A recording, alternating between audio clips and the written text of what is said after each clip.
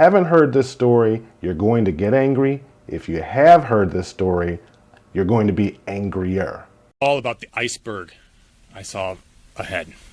Something's fraud that's much larger than what's been visible to the public. So the Center for Medicare and Medicaid Services pulled the claims data for these 14 programs dating back to 2018. And those 14 programs in Minnesota have cost $18 billion since 2018 and more than $3.5 billion in 2024 alone. Luxury cars, private villas, and overseas wire transfers. Newly obtained documents are laying bare just how far a group of Minnesota fraudsters went to blow through hundreds of millions of dollars in taxpayer money. Money that was supposed to feed hungry children during the pandemic.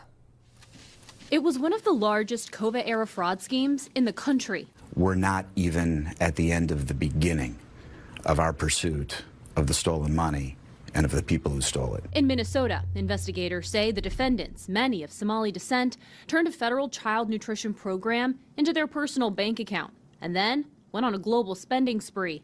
The court exhibits obtained by CBS News show first-class trips around the world, including a villa with a private pool in the Maldives, lakefront homes in Minnesota, luxury cars, stacks of cash, and wire transfers moving the stolen taxpayer money to China and East Africa. So how much money are we talking about stolen from the American taxpayer? I can say with great comfort well in excess of $1 billion. Billions of dollars in COVID funds that are stolen that were supposed to go to help children, that were supposed to go to feed children, and the majority of the people who stole this money are of Somali descent living in Minnesota, which there's only about 88,000 people who are actually Somalis who are living in the state, in the area in Minnesota where all of this took place. But 75 to 80% of those individuals actually live on welfare. So think about that for a second.